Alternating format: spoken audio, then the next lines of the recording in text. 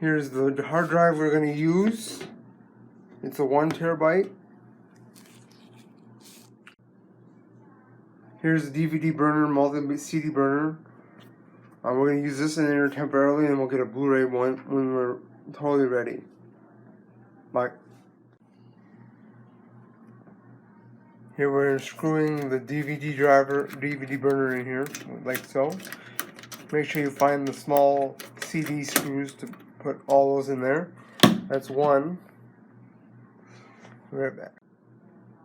Here's the other side. They're screwed in.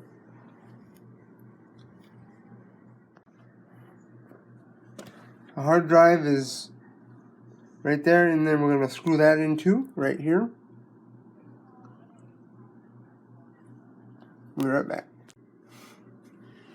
Down here we plug in the front panel, CD and the DVD, and the USB ports.